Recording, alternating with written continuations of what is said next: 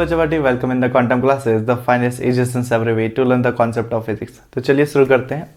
आज का हमारा टॉपिक है गॉस थ्योरम। ओके बच्चों बटी, देखिए चैप्टर का नाम भी गॉस थ्योरम है। सेकंड चैप्टर हमने स्टार्ट कर दिया था। प्रीवियस लेक्चर में हमने इलेक्ट्रिक फ्लक्स के बारे में पढ़ा था।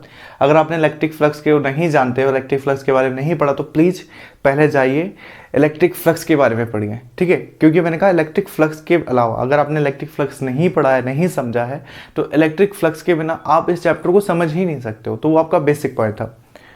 तो बच्चा बटी, आज से स्टार्ट हो रहा है हमारे चैप्टर का, इस चैप्टर का मेन पॉइंट। मेन पॉइंट्स क्या है? गॉस थ्योरम, उसका प्रूफ, गॉस थ्योरम का जो स्टेटमेंट है, गॉस थ्योरम का जो प्रूफ है, और गॉस थ्योरम की एप्लीकेशंस। देन उसके बाद आएंगे गॉस थ्योरम की एप्लीकेशंस। देन आने वाले लेक्चर्स में हम गॉस थ्योरम के एप्लीकेशंस के बारे में पढ़ेंगे, जो कि बोर्ड के दृष्टि से, बोर्ड के पॉइंट ऑफ व्यू से बहुत ही ज़्यादा मोस्ट इंपॉर्टेंट बन जाता है। क्योंकि ऐसा हो ही नहीं सकता कि आपको पेपर में ऐसा कोई भी बोर्ड का पेपर आज तक नहीं बना कि गॉस थ्योरम की एप्लीकेशंस ना पूछे गए हो। तो गॉस थ्योरम के एप्लीकेशंस देखेंगे हम बच्चा बटी। तो स्टार्ट करते हैं। गॉस थ्योरम क्या है? पहले चैप्टर का नाम है गॉस थ्योरम, सस्पेंस बना हुआ था। प्रीवियस लेक्चर में भी आपने वेट किया होगा। अब जान लेते हैं कि गॉस थ्योरम क्या है। तो बच्चा बटी, हमारे चैप्टर का नाम भी है गॉस थ्योरम और हमारा आज का टॉपिक भी क्या है? Gauss theorem. तो बच्चा बटी, पहले इसका स्टेटमेंट समझते हैं। गॉस थ्योरम का स्टेटमेंट क्या है, देन उसके बाद हम उसको प्रूव कर लेंगे।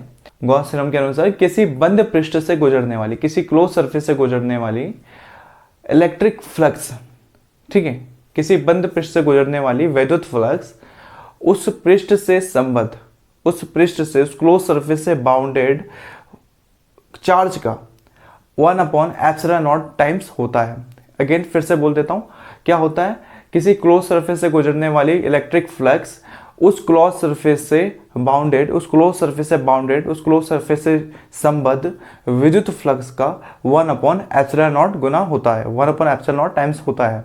यहाँ पे लिखा हुआ है आपका गॉस थ्योरम के बारे में, ठीक है। तो ये हो गया स्टेटमेंट। स्टेटमेंट क्या बोलता है? मैथमेटिकली समझ लें। क्या बोलता है? किसी क्लोज सरफेस से घिरा, क्या, किसी क्लोज सरफेस से घिरा इलेक्ट्रिक फ्लक्स। तो इलेक्ट्रिक फ्लक्स को हमने देखा किस चीज से दिखाते हैं? φe से। कितना होता है? जो चार्ज होता है Q, उसका 1/ε0 टाइम्स। ये अगर चार्ज Q है तो ये हो गया, ये देख रहे हो आप, चार्ज और एप्सिलॉन के बीच क्या है? मल्टीप्लाई है। और एप्सिलॉन क्या है? 1 के फॉर्म में है। तो यही बोलता है इलेक्ट्रिक फ्लक्स। यहाँ से क्लियर है ना? देखो, अगर आपको ये चीज़ ध्यान में आ गई, ये बस फॉर्मूला आपके अगर ध्यान में आ गया ना, तो आपको कोई भी डिफिकल्टी होगी नहीं। यहाँ पे गॉस थ्योरम का स्टेटमेंट क्या है, यहीं से समझो, यहीं से समझो गॉस थ्योरम का स्टेटमेंट क्या है। बस आगे क्या ऐड कर दो आप? किसी बंद पृष्ठ से, ठीक है, बस आगे ऐड कर दो क्लोज सरफेस। क्योंकि आपको कहा है कि गॉस थ्योरम का बेसिक ही क्या है? गॉस थ्योरम का बेसिक है इलेक्ट्रिक फ्लक्स। और इलेक्ट्रिक फ्लक्स का क्या शर्त है? Closed surface. प्रीवियस लेक्चर में मैंने आपको समझाया था, क्लोज सरफेस इसका बेसिक सा एक शर्त है, रूल है। तो बच्चे बटी यही है। φe क्या है आपके पास? इलेक्ट्रिक फ्लक्स है, विद्युत फ्लक्स है। और Q क्या है आपके पास? आवेश, चार्ज, ठीक है। और आपको कौन सा वर्ड यूज कर देना है? Close surface. तो यही है, किसी क्लोज सरफेस से गुजरने वाली इलेक्ट्रिक फ्लक्स कितना होता है? चार्ज का कितना है? ε0, 1/ε0 टाइम्स होता है। क्या होता है? किसी क्लोज सरफेस से गुजरने वाली इलेक्ट्रिक फ्लक्स चार्ज का 1/ε टाइम्स होता है। क्लियर है? फॉर्मूला याद रखो बस। क्या है? किसी क्लोज सरफेस से गुजरने वाला इलेक्ट्रिक फ्लक्स चार्ज का 1/ε0 टाइम्स होता है। टाइम्स मतलब कह लोगे गुणा होता है, गुणा है ना, बीच में मल्टीप्लाई है, प्रोडक्ट है। ओके, तो यहाँ से क्लियर है। आई होप आप अब यहाँ से समझ गए होंगे गॉस थ्योरम क्या है। देखो, मैंने कहा ना, मोस्ट इंपॉर्टेंट है ये। पास नंबर का क्वेश्चन, 5 मार्क्स के क्वेश्चन यहाँ से फिक्स है कि बनता है बोर्ड में, हर साल बनता है बोर्ड एग्जाम्स में, चाहे वो स्टेट बोर्ड हो चाहे सीबीएसई हो। तो यहाँ से देखो कितना सिंपल है। इलेक्ट्रिक फ्लक्स पढ़ा, वो भी सिंपल था, टॉपिक था। ये भी देख लो कि किसी क्लोज सरफेस का जो निकलने वाला जो इलेक्ट्रिक फ्लक्स होती है वो किसके बराबर होता है? वो चार्ज का 1/0 टाइम्स होता है। यही हो गया गॉस थ्योरम। तो थ्योरम समझ में आ गया। अब बच्चे पार्टी करते हैं वैसे डिराइव। ये जो थ्योरम आया ना, अब हम इसको डिराइव करते हैं। आई होप आप थ्योरम अब समझ गए हो, ठीक है। अगर आपको अभी भी समझ में नहीं आया तो आप जाइए फिर से इस लेक्चर को रिवाइंड कीजिए और देखिए। ओके, देन अब हम इसे डिराइव करते हैं। देखो बच्चा बड़ी डेरिवेशन में ना, मैंने नोटिस किया है इतने समय में, बच्चा अगर डेरिवेशन में कहीं अटकता है गॉस थ्योरम के डिराइव करते हुए, तो 2 पॉइंट हैं। तो जहाँ अटकते हैं उसी पॉइंट को हम हटा देते हैं, पहले उसी को क्लियर कर लेते हैं, तब तो डेरिवेशन और आसान हो जाएगा।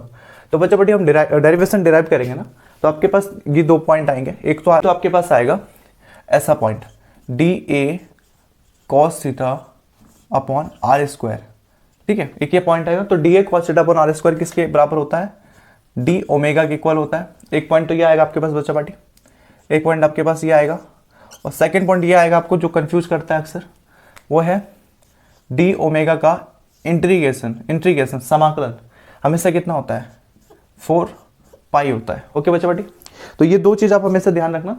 आपको अब आगे यहीं पे मैंने क्यों उसको पहले बता दिया, मैंने इसलिए बताया क्योंकि आप आगे जाके जब करोगे ना खुद, यहाँ पे तो मैं समझाऊंगा याद रहेगा, घर पे ही होंगे, ऑब्वियस सी बात है। जब आप रिवीजन कर रहे होंगे तो आप ये 2 पॉइंट पे अटकोगे, ठीक है। तो ये पॉइंट हमने पहले हटा दिया, d A cos theta upon r square आया तो उसकी वैल्यू क्या पुट करनी है, डी ओमेगा, और डी ओमेगा का इंटीग्रेशन कितना होता है, 4 पाई।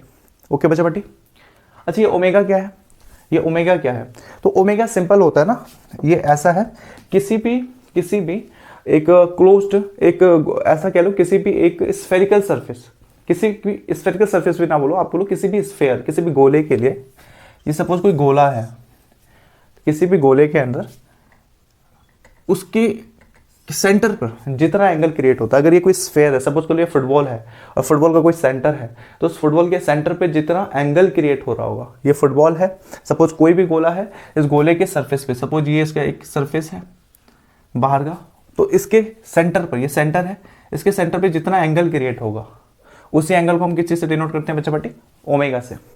ओके, तो यहाँ से क्लियर है ये ओमेगा क्या है, क्लियर है यहाँ पे। इसे क्या कहते हैं, इसे फिजिक्स के लैंग्वेज में कहते हैं बच्चा पार्टी, इसे फिजिक्स के लैंग्वेज में कहते हैं सॉलिड एंगल। ओके, और इसे हिंदी में कहते हैं घन कोण। ओके बच्चा पार्टी, याद रखना, सिंपल है, किसी भी स्फेयर के सेंटर पर जितना एंगल क्रिएट होगा उसी को क्या कहते हैं, सॉलिड एंगल कहते हैं, घन कोण कहते हैं। और इसका वैल्यू कितना होता है बच्चा पार्टी, इसका याद रखना, इसका वैल्यू होता है स्टे रेडियन। मैं हिंदी में लिख देता हूँ यहाँ पे, इसका वैल्यू होता है स्टे रेडियन, ठीक है। तो हो सकता है आपको कभी 1 मार्क्स के क्वेश्चन में बन जाए, वैसे बनता तो नहीं है ऐसे क्वेश्चन, लेकिन यहाँ पे वैसे भी इस साल तो बहुत ज़्यादा सिलेबस चेंज हो गया आपका, तो हो सकता है यहाँ से आपको पूछ दे कि क्या होता है सॉलिड एंगल क्या होता है, तो आप क्या बोलोगे, किसी स्फेयर के सेंटर पे, किसी गोले के केंद्र पर बनने वाला कोण, किसी स्फेयर के सेंटर पे क्रिएट होने वाला एंगल क्या कहलाता है, सॉलिड एंगल कहलाता है। हिंदी में से घन कोण कहते हैं, और उसका मात्रा क्या है, यूनिट क्या है, तो आप कह दोगे स्टे रेडियन। ओके, तो ये हो गया ओमेगा। अब पढ़ते हैं बच्चा बेटे हमारे मेन टॉपिक पे, जिसको हम क्या करेंगे, डिराइव करेंगे गॉस थ्योरम को। गॉस थ्योरम आपका ये है, phi E equal 1/ε0 into Q. अब ये क्यों आया हम इसको देखते हैं। पहले इन पॉइंट में बच्चा अटकते थे, हमने पहले ही क्लियर कर दिया, क्योंकि हम पहले स्मार्ट हैं, हमें पता है कहाँ अटकते हैं, इसलिए पहले ही हटा के अलग कर देते हैं, अब अटकने का कोई चांस ही नहीं। अब देखते हैं क्या है गॉस थ्योरम। तो बच्चा बेटे पहले डायग्राम देख लो। डायग्राम एक चीज़ तो आपको अभी तक क्लियर हो ही गया होगा, सरफेस कैसा भी लो लेकिन क्या होना चाहिए, क्लोज होना चाहिए। उसका कैसा भी मतलब शेप कैसा भी हो, आड़ा तिरछा रेक्टेंगुलर स्फेरिकल कैसा भी हो, बट क्या होना चाहिए, क्लोज होना चाहिए। तो बच्चा बेटी जैसे कि हमने इधर कोई भी एक ऐसा सपोज कर लो कि हमने सपोज यहाँ पे रैंडमली कोई भी एक सरफेस ले लिया। ओके, ऐसा कोई भी एक सरफेस ले लिया, कोई भी किसी भी शेप का ले सकते हो, और हम यहाँ से क्या निकाल रहे हैं, इसको डिराइव कर रहे हैं। तो डेरिवेशन में कौन कौन से टर्म आ रहे हैं देखिए ध्यान से, फाई ई आ रहा है, एप्सिलॉन तो कांस्टेंट होता है, क्लियर है। एक तो टर्म आ रहा है फाई, फ्लक्स आ रहा है, दूसरा आ रहा है चार्ज। तो ये फ्लक्स और चार्ज क्या है, तो बच्चा बेटी सपोज करो ये कोई आपका क्लोज सरफेस है, उस क्लोज सरफेस के सेंटर पर कोई चार्ज रखा है, ठीक है, प्लस क्यू चार्ज ले लेते हैं। सेंटर पे क्या रखा है, प्लस क्यू चार्ज रखा हुआ है। ओके, और हमें इस प्लस क्यू चार्ज की वजह से, आपको पता है कि प्लस चार्ज है, अगर प्लस चार्ज है तो इसकी इलेक्ट्रिक फील्ड लाइंस आएंगी इस तरफ, बाहर की तरफ निकलती हैं इलेक्ट्रिक फील्ड लाइंस। तो वैसे भी ये है, एक क्लोज सरफेस के अंदर अगर चार्ज रखा हुआ है, प्लस चार्ज रखा है, तो उसकी भी इलेक्ट्रिक फील्ड लाइंस बाहर निकलेंगी। ये पूरी तरह से क्लोज है तो कहाँ से बाहर निकलेगा, तो सपोज कर लिया आपने एक पॉइंट ले लिया, सपोज हमने कोई यहाँ पे रैंडमली कोई एक ऐसा पॉइंट ले लिया, ये एक छोटा सा पॉइंट ले लिया जहाँ से हमें इलेक्ट्रिक फील्ड लाइंस कहाँ निकल सके, बाहर निकल सके। तो यहाँ से अगर ये पॉइंट हमने छोड़ दिया है तो ये इलेक्ट्रिक फील्ड लाइंस ऐसे सपोज बाहर चला गया, ठीक है। देन इसको क्या दिखा दोगे आप, इलेक्ट्रिक फील्ड दिखा दोगे, ई दिखा दोगे, समझे। चार्ज है ना, चार्ज की इलेक्ट्रिक फील्ड लाइंस होती है, फैलती हैं, और भी डायरेक्शन में फैल रहे हैं, लेकिन कहीं जगह ही नहीं है निकलने का। तो हम सपोज कर लें यहाँ से हम निकाल रहे हैं। ओके, तो किसी क्लोज सरफेस से निकलने वाले इलेक्ट्रिक फील्ड लाइंस क्या हो गया, इलेक्ट्रिक फ्लक्स हो गया। देन वही चीज़ क्या हो गया आपका, इलेक्ट्रिक फ्लक्स हो गया बच्चा पार्टी, ओके समझ गए ना इलेक्ट्रिक फ्लक्स के फिनोमेना। इलेक्ट्रिक फील्ड किस में से गुजरी, किसी क्लोज सरफेस से गुजरी तो उसे इलेक्ट्रिक फ्लक्स कह दिया। और ये चार्ज था यहाँ पे फॉर्मूले में, चार्ज क्यू। अब बच्चा पार्टी ये अगर किसी क्लोज्ड सरफेस से निकला, ठीक है, तो एक एंगल क्रिएट करेगा सेंटर पे, ये सेंटर हमने इसको माना हुआ है।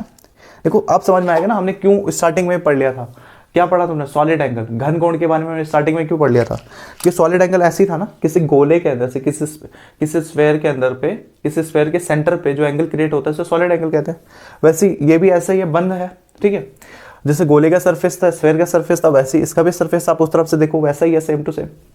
तो इसके भी एंगल जो क्रिएट होगा इसके सेंटर पे, ये जो आपका एंगल क्रिएट हुआ, ये जो यहाँ पे एंगल क्रिएट हुआ, यहाँ से आप देख सकते हो ये ऐसा सेंटर था और यहाँ से ऐसे में एंगल क्रिएट हुआ, इसी एंगल को क्या कहेंगे हम, ओमेगा कहेंगे। ओके बच्चा पार्टी, इसी एंगल को क्या कहेंगे, ओमेगा, क्योंकि छोटा सरफेस लिया ना, छोटा सरफेस, तो एंगल भी हम छोटा मानेंगे। तो इस बार ओमेगा को किससे दिखाएंगे, डी ओमेगा से। ओमेगा क्लियर है ना, अभी समझाया था सॉलिड एंगल क्या होता है। नॉर्मली हम लेते हैं किसी स्फेयर का एग्जांपल, तो किसी स्फेयर के सेंटर पर, किसी स्फेयर के सेंटर पे जितना एंगल क्रिएट होता है उसी को हम क्या कहते हैं, ओमेगा कहते हैं। तो यहाँ पर भी कुछ ऐसा ही था, छोटा एरिया लिया इसलिए ओमेगा का क्या हो गया, डी ओमेगा हो गया। इधर अभी तक डी ओमेगा वाला टर्म है ना जिसमें बच्चे कंफ्यूज होते हैं, तो डी ओमेगा वाला तो आप समझ में आ गया, कोई भी गोला है उसके केंद्र पर जो भी कोण बनेगा वो डी ओमेगा से दिखा, तो ये डी ओमेगा हो गया। Okay is it clear. अब अच्छा बाटी बढ़ते हैं, इलेक्ट्रिक फ्लक्स में क्या क्या था, हमें यहाँ पे इलेक्ट्रिक फ्लक्स का यूज करना है। तो इलेक्ट्रिक फ्लक्स में कौन कौन से टर्म थे, एक तो ई गया ऐसे, और दूसरा ये अगर कोई क्लोज सरफेस है, ये कोई क्लोज सरफेस है, मैंने कहा नहीं ये सरफेस है, तो इस सरफेस को मान लो कि ये कोई सरफेस है, इस सरफेस का नाम मान लेते हैं, कोई सरफेस है इसका नाम मान लेते हैं ए है, ए सरफेस है, इसका क्षेत्रफल कितना, एरिया कितना है, ए मान लिया हमने। तो ये छोटा एरिया से जो क्या निकलेगा, हमने पढ़ा है ना इलेक्ट्रिक फ्लक्स में कि कोई भी ऐसा सरफेस होता है, कोई भी सरफेस होता है, उसके परपेंडिकुलर, उसके लंबवत क्या निकलता है, एक एरिया वेक्टर निकलता है, एक क्षेत्रफल सदिश निकलता है। तो अगर ये बड़ा एरिया ए है और आपने ऐसे लिया हुआ है, तो इस पॉइंट से भी क्या निकलेगा, इसके परपेंडिकुलर एक क्षेत्रफल सदिश निकलेगा। ओके जैसे ये है ना ऐसे, तो इसका क्षेत्रफल ऐसे में, अगर ये सरफेस ऐसे में हो जाए तब एरिया वेक्टर ऐसे ऊपर की तरफ, ये नीचे की तरफ, तो ये भी नीचे की तरफ, मतलब परपेंडिकुलर रहता है। वैसे ये है, ये ए वाला जो ब्लू लाइन दिख रहा है ये आपका क्या है, एक क्लोज सरफेस है। और क्लोज सरफेस आप देख रहे हो जहां पे हम फ्लक्स निकाल रहे हैं, ये हल्का सा क्या है, ये हल्का सा, ये सरफेस ऐसे सीधा नहीं है, ये हल्का सा ऐसे तिरछा है। आप देखो यहाँ पे, अगर आप देख पा रहे हो तो ये ऐसे सीधा नहीं है, ये हल्का सा क्या है, तिरछा है, ठीक है, हल्का सा तिरछा है। तिरछा है इसका मतलब हम यहाँ मान लेते हैं कहीं 90 डिग्री का एंगल, हम यहाँ कहीं मान लेते हैं 90 डिग्री का एंगल, ये ऐसे माना रहा है, ठीक है, ये ऐसे सरफेस है तो इसका 90 डिग्री का एंगल ऐसे जा रहा है ऊपर की तरफ। ओके बच्चे बाटी, देन हम इसको किस चीज़ से दिखाते हैं, एरिया वेक्टर को हम किस चीज़ से दिखाते हैं, याद कीजिए, सिंपल है ना, एरिया ए है तो छोटा वाला पार्ट लिया, तो छोटे वाले पार्ट के लिए एरिया को किस चीज़ से दिखाओगे, डी ए से दिखाएंगे, ठीक है। पहले ए था, अब छोटे पार्ट के लिए तो उसको डी ए से दिखाएंगे, छोटी क्वांटिटी को फिजिक्स में हम डी से दिखाते हैं, डी लगा देते हैं। और क्योंकि ये वेक्टर है, नाम में ही है क्षेत्रफल सदिश, एरिया वेक्टर, तो इस पर क्या लग जाएगा, वेक्टर का साइन। ओके बच्चा पार्टी, और देन हम लेट एज्यूम कर लेते हैं ई और डी ए के बीच का एंगल कितना है, ई और डी ए के बीच का एंगल कितना हम मान लेते हैं, कितना है, थीटा। तो ध्यान देना दो एंगल है, एक थीटा एंगल है और एक इसके अंदर एंगल क्रिएट हो रहा है डी ओमेगा। ओके बच्चा पार्टी, आई होप इतना आप समझ गए होंगे। कुछ हुआ नहीं अभी तक, क्लोज सरफेस था, क्लोज सरफेस के सेंटर पे एंगल क्रिएट हुआ डी ओमेगा, उसके बाद क्योंकि चार्ज था तो चार्ज की वजह से इलेक्ट्रिक फील्ड गई बाहर ई, देन ये आपका क्या था, एरिया था, तो एक आपने छोटा एरिया लिया, पार्ट लिया, तो उस छोटे पार्ट का क्या निकलेगा, क्षेत्रफल सदिश बाहर निकलेगा, एरिया वेक्टर बाहर निकलेगा, तो परपेंडिकुलर एरिया वेक्टर बाहर निकल गया डी ए।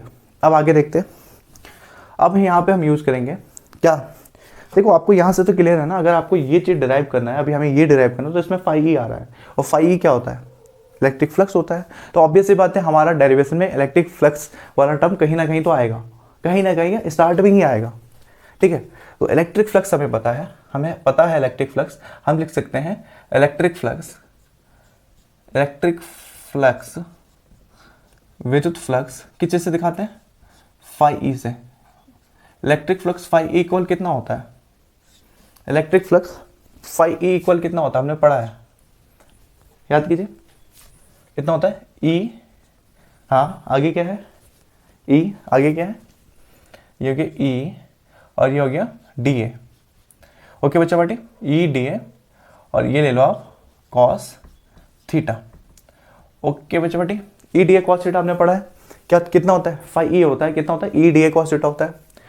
ओके बच्चा पार्टी, अब यहाँ पे हमने एक और चीज़ देखना है, ई, इसमें एक और टर्म आया ई, पहले चैप्टर में अच्छे से पढ़ चुके हैं। ई की वैल्यू क्या है, ई का वैल्यू कितना होता है 1/4 पाई, बहुत सिंपल है, बहुत simple, q upon r square. अगर ये बोर्ड में आएगा ना तो 3 मार्क्स का आएगा और इतना सिंपल है। देखो E D A cos theta रखना है, फिर ई की वैल्यू में पता 1/4 pi epsilon naught Q upon कितना होता है आर स्क्वायर होता है। देन हम इसको इक्वेशन डाल सकते हैं 1 and 2। अब पे से बहुत से लोग आप गैस कर सकते होंगे कि अब क्या करना है, क्यों हमने फाई के लिखने के बाद हमने ई ही क्यों लिया। अब आप गैस कर सकते हो क्यों, क्योंकि फाई ई में देखो ई आ रहा है और ई की वैल्यू ये है, तो हम क्या करेंगे इक्वेशन 2 से ई की वैल्यू को इस ई की वैल्यू में पुट कर देंगे। तो हम लिख देते हैं फ्रॉम इक्वेशन, हिंदी में बोल देता हूँ इक्वेशन 1 और 2 से, from equation 1 and 2 value put करो। कितना हो गया, वैल्यू पुट करो फटाफट फटाफट फटाफट, हाँ बोलिए साथ साथ बोलते रहिए। फाई इक्वल ई की जगह क्या आ गया क्वेश्चन सेकंड में, देखो ई की जगह क्या है 1/4 pi epsilon naught Q upon r square. Okay बच्चे बेटी, दिख रहा है ना, ई की जगह हमारे ये आ गया आर स्क्वायर, ये किसकी जगह ई की जगह। देन ई के बाद क्या है डी ए कॉस थीटा है, मैं इसको अलग से लिख देता हूँ। ई के बाद क्या है हमारे पास D A cos theta. Is it clear बच्चा बेटी, ये आ गया हमारा 1/4 pi epsilon naught Q upon R, अच्छा ये आर स्क्वायर था, sorry R square D A upon cos theta. अब क्या करो बच्चा बेटी, आप देखो मैंने कहा था ना यहीं से कंफ्यूजन क्रिएट होता है और हमने ये कंफ्यूजन पहले ही हटा दिया। देखो हम कितने स्मार्ट हैं, हमें पता था कि क्या प्रॉब्लम आने वाली है, इसलिए हमने उस प्रॉब्लम को पहले से ही समझ के हटा दिया। ये प्रॉब्लम ये आने वाली है ना बच्चा पार्टी, ये हम d A cos theta upon r square को एक साथ रखेंगे और हमें पता है d A cos theta upon r square की वैल्यू कितनी होती है, डी ओमेगा होती है। Okay, d A cos theta upon r square value कितनी होती है, डी ओमेगा। तो हमें ये प्रॉब्लम हमने पहले से ही भाप लिया था, तो हमें इतना टफ नहीं लगेगा ये। ओके ओके ओके, आप भी स्मार्ट हो, मैं भी स्मार्ट हूँ, पहले ही हटा दिया था ताकि कंफ्यूजन क्रिएट ना हो आगे आके। तो फाई ई इक्वल कितना हो जाएगा बच्चा party, Q upon 4 pi epsilon not को एक साथ रखो, बच क्या गया, Q upon 4 pi epsilon not को एक साथ रखा तो बच क्या गया, ये बच गया d A cos theta upon r square बच गया। और हमें पता है d A cos theta upon r square कितना होता है, डी ओमेगा होता है।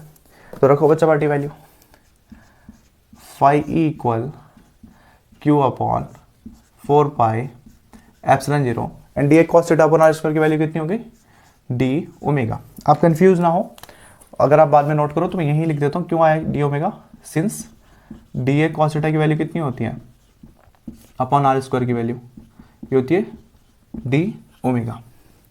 इज इट क्लियर बच्चा पार्टी। अच्छा याद करना बच्चा पार्टी, ये हम किसके लिए निकाल रहे हैं, ये छोटे से सरफेस के लिए निकाल रहे हैं, ठीक है। तो छोटे से सरफेस से निकाल रहे हैं तो यहाँ पे जितने भी फाई होंगे, ठीक है, हम इस पूरे क्लोज सरफेस से तो नहीं निकाल रहे हैं, ये छोटे से एरिया के लिए निकाल रहे हैं, इसलिए हम छोटे एरिया के लिए डी ए लिया। तो छोटे एरिया से निकलने वाला फ्लक्स निकाल, तो फ्लक्स भी तो छोटा होगा, एरिया छोटा है तो फ्लक्स भी छोटा होगा। तो एरिया को तो हम दिखा रहे हैं डी ए से, तो हमें फ्लक्स भी छोटा दिखाना पड़ेगा। तो फ्लक्स भी आल्सो क्या हो जाएगा, छोटा। तो हम यहाँ से क्या कर देंगे, फ्लक्स को छोटा करने के लिए आंसर आगे क्या लिख देते हैं, डी लिख देते हैं, डी।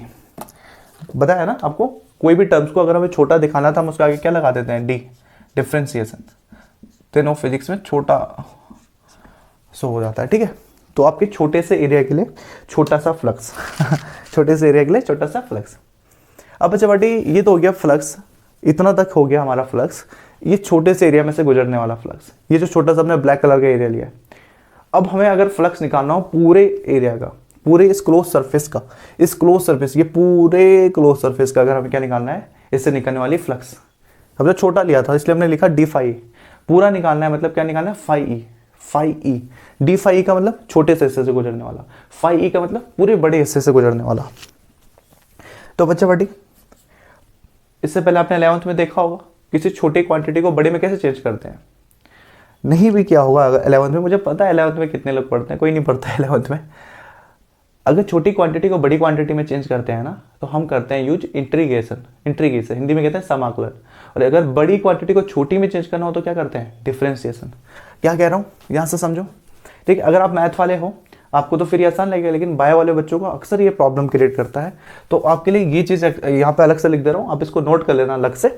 क्या होता है, अगर आपको क्या करनी पड़ती है, छोटी क्वांटिटी को किस में चेंज करना पड़ता है, हिंदी में लिख देते हैं, बड़े प्यार से लिख देते हैं, छोटी को किस में बड़े करना चेंज करना होता है, बड़ी क्वांटिटी में। बड़ी क्वांटिटी में चेंज करना होता है अगर, तो हम बच्चा पार्टी यूज करते हैं वहाँ पे यूज करते हैं इंटीग्रेशन का। ठीक है, इसे हिंदी में क्या कहते हैं, समाकलन। हमेशा याद रखना छोटी को बड़ी में चेंज करना हो तो बच्चा पार्टी यहाँ छोटी क्वांटिटी है, ये छोटा क्वांटिटी था डी फाई। अब हम पूरी बड़ी क्वांटिटी के लिए निकाल रहे तो हम क्या करेंगे, इंटीग्रेशन करेंगे। तो डी फाई ई है, इसका क्या कर रहे हैं, इंटीग्रेशन कर रहे हैं। तो इंटीग्रेशन क्या हो जाता है, इंटीग्रेशन करेंगे तो क्या हो जाएगा, डी, ये टर्म्स एज इट इज रखो, आप टर्म्स एज इट इज रखो। डी फाई ई इक्वल हो गया Q upon 4 pi epsilon 0 D omega. Integration में बच्चा बड़ी आपको पता है कौन सा साइन लगता है, ऐसा साइन लगता है, ठीक है, ये ऐसा। 11th में वैसे आपने अच्छे से देखा होगा अगर आपने अच्छे से पढ़ा हो, लेकिन हालत मुझे पता है 11th में कितने बच्चे पढ़ते हैं, सबको ये हालत तो मुझे पता है अच्छे से। डी फाई इक्वल, देखो सब इसको ना इंटीग्रेशन को ऐसे दिखाते हैं, इस साइन से ऐसे में, एफ जैसा, ये एफ ऐसा होता है ना, इससे मत बनाना, बस इसे इंटीग्रेशन से दिखाते हैं। अगर क्लोज इंटीग्रेशन ले रहा है तो इसके बीच में ऐसा क्लोज बना दो, ऐसा गोला, या फिर नीचे लिख सकते हो एस, ठीक है। अगर ये क्लोज इंटीग्रेशन है, क्लोज सरफेस का इंटीग्रेशन है, तो मैं यहाँ लिख सकता हूँ ऐसे गोला बना दूंगा। वैसे बच्चा पार्टी उस साइड से भी, ठीक है, क्लोज इंटीग्रेशन। बीच में सर्कल ना भी बनाओ तो चलेगा, वैसे बना दिया करो, क्या जा रहा है, क्लोज है तो। देन ये हो गया ऐसा। बच्चा पार्टी याद रखना आप हमेशा, इंटीग्रेशन हो चाहे डिफरेंशिएशन हो, कभी भी कांस्टेंट का नहीं होता है, फिक्स वैल्यू का नहीं होता है। तो यहाँ पे फिक्स वैल्यू 4/4 पाई, ये 4 पाई एप्सिलॉन फिक्स वैल्यू है। इस कंडीशन के लिए चार्ज भी फिक्स वैल्यू है, चार्ज को भी कांस्टेंट माना है। वो इसलिए माना है क्योंकि क्लोज सरफेस के अंदर एक बार चार्ज रख दिया तो बार बार चार्ज हटाते नहीं है, एक बार रख दे तो वही का वहीं पड़ा रह जाएगा, इसलिए वो भी क्या हो गया, कांस्टेंट। उसकी वैल्यू भी, सपोज ये क्लोज सरफेस है, डब्बा है, कोई गोला है, फुटबॉल है, फुटबॉल का अपने अंदर प्लस क्यू चार्ज रख दिया, प्लस क्यू कूलम का चार्ज रख दिया, तो प्लस क्यू कूलम का चार्ज वैसे का वैसा ही रहेगा, हम उसकी वैल्यू बार बार चेंज नहीं करेंगे, तो वो भी वहाँ पे कांस्टेंट रह जाता है, जिसकी वैल्यू चेंज नहीं होती है, स्थिरांक। तो कांस्टेंट, मैंने कहा इंटीग्रेशन के साइन से कांस्टेंट को बाहर ले लेते हैं, तो ये पूरा टर्म कांस्टेंट हो गया, Q upon 4 pi epsilon not, ये पूरा टर्म कांस्टेंट हो गया। 4 पाई एप्सिलॉन तो हमने पढ़ा था कूलम लॉ में, ये पूरा कांस्टेंट है। मैंने कहा कांस्टेंट को इंटीग्रेशन से बाहर लेते हैं, तो इंटीग्रेशन के अंदर बच क्या गया बच्चा बेटी, देखो क्यू अपॉन 4 पाई एप्सिलॉन को बाहर ले लिया, बचा क्या, डी ओमेगा। और यहाँ पे भी हमें पता है, हमने क्या निकाला हुआ है, डी ओमेगा की वैल्यू कितनी होती है, डी ओमेगा की वैल्यू होती है 4 पाई। अब यहाँ पे वैल्यू पुट कर देते हैं, देखो अब हम धीरे धीरे लास्ट आंसर पे आ रहे हैं बच्चा पार्टी, अपने लास्ट स्टेप पे आप आ गए आप अपने। ओके, देन ये हो गया क्यू 4 पाई एप्सिलॉन 0, और डी ओमेगा की वैल्यू कितनी होती है इंटीग्रेशन, 4 पाई क्यूटी पाई 4 पाई। ओके, देन ये 4 पाई क्यों आया, कंफ्यूज ना हो इसलिए मैं लिख देता हूँ क्यों आया, क्योंकि इंटीग्रेशन डी ओमेगा की वैल्यू मानते हैं हम 4 पाई। ओके, इसके लिए भी एक डेरिवेशन होता है, उससे हम वैल्यू निकालते हैं, क्योंकि हम यहाँ पे डेरिवेशन की जरूरत पड़ती नहीं है आपके 12th के फिजिक्स में। ये d A cos theta upon r square का डी ओमेगा क्यों आया, डी ओमेगा का 4 पाई, इसके लिए भी एक छोटा सा डेरिवेशन होता है, उसकी जरूरत पड़ती नहीं है, इसलिए हम उसको लिखते नहीं है, सिर्फ वैल्यू याद रखते हैं। अब देखो बच्चा बाटी, नीचे 4 पाई, ऊपर 4 पाई, नीचे 4 पाई 4 पाई, अच्छा 4 पाई वाला 4 पाई नहीं, ठीक है, ये 4 पाई इधर 4 पाई 4 पाई कैंसिल, देन बच क्या गया, देन बच गया Q upon 4 pi to 4 pi cancel, और ये अपॉन हो गया एप्सिलॉन 0। ओके, और ये किसके इक्वल जा रहा था, ये इक्वल, देखो इंटीग्रेशन डिफरेंशिएशन है ना, यहाँ ध्यान देना, ये इंटीग्रेशन था डिफरेंशिएशन, छोटे टर्म को बड़े टर्म में चेंज कर दिया, इसलिए इसके आगे d हट गया, अब ये रह गया सिंपल सा फाई। छोटा था तो d फाई लिखा, छोटा टर्म था d फाई लिखा, बड़े टर्म में चेंज हुआ जब इंटीग्रेशन कर दिया तो ये बदल गया फाई में, d हट गया उसके सामने से। ओके, तो फाई इक्वल कितना हो गया बच्चों बेटे, देखो यहाँ पे फाई इक्वल हो गया क्यू अपॉन एप्सिलॉन नॉट। क्या कहेंगे ऐसा, किसी क्लोज सरफेस से गुजरने वाला निकलने वाला बाउंडेड इलेक्ट्रिक फ्लक्स कितना होता है, उस क्लोज सरफेस से बाउंडेड चार्ज का 1 अपॉन एप्सिलॉन नॉट टाइम्स होता है। ये स्टेटमेंट याद आ रहा है, किस चीज़ का स्टेटमेंट था, ये था गॉस थ्योरम। क्या था, phi E equal 1 upon epsilon 0 into q, ये था, ये चीज़ आ रहा है। या फिर आप इसको बिल्कुल कॉपी करना चाहते हो तो ये हो सकता है phi E equal 1 upon epsilon 0 और क्यू को अलग करो इंटू क्यू। ये हो गया बच्चा पार्टी हमारे पास गॉस थ्योरम का डेरिवेशन। देखो कितना सिंपल है, दो ही पॉइंट है जिसमें बच्चे अटकते हैं कि इस पॉइंट पे एक इस पॉइंट पे, वो हमने पहले ही किनारे रख दिया, सिंपल है ना। तो ये हो गया गॉस थ्योरम। क्या है गॉस थ्योरम, किसी क्लोज सरफेस से निकलने वाला जो इलेक्ट्रिक फ्लक्स होता है वो चार्ज का 1 अपॉन 0 टाइम्स होता है। ओके बच्चों बेटी, इसके बाद हम पढ़ेंगे गॉस थ्योरम के एप्लीकेशंस। मैं बार बार बोल रहा हूँ गॉस थ्योरम के एप्लीकेशंस हम सिर्फ 3 पॉइंट में हटा देंगे, ठीक है। बहुत सारे एप्लीकेशंस है, हर तरीके के डेरिवेशन आपको करने होंगे, बहुत सारे डेरिवेशन, मतलब बहुत सारे 4-5 डेरिवेशन आपको करने होंगे, लेकिन आपको सिर्फ 3 स्टेप्स में मैं सब खत्म करवा दूंगा। कॉन्सेप्ट याद होना चाहिए ना, कॉन्सेप्ट सब में सेम लगता है, A to Z यही कॉन्सेप्ट, यही वाला कॉन्सेप्ट सारे एप्लीकेशंस में लगेंगे, गॉस थ्योरम के अनुप्रयोग में लगेंगे। लेकिन हम रटने लगते हैं, वही रट्टाफिकेशन, तब हम कहते हैं फिजिक्स टफ है। फिजिक्स आसान है, फिजिक्स आसान है अगर कॉन्सेप्ट याद है। कॉन्सेप्ट को अगर आप समझ गए तो याद करने की जरूरत नहीं, खुद ही यहाँ से निकलता है, यहाँ दिल से निकलता है फिजिक्स का, ठीक है। अगर ये समझ गए ना तो आगे के कॉन्सेप्ट को मैं आपको रिलेट करवाऊंगा, वही बेसिक सी चीज़ें चलेंगी आगे, ठीक है बच्चा बड़ी। तो आज के लिए इतनी, मिलते हैं अगले हफ्ते में।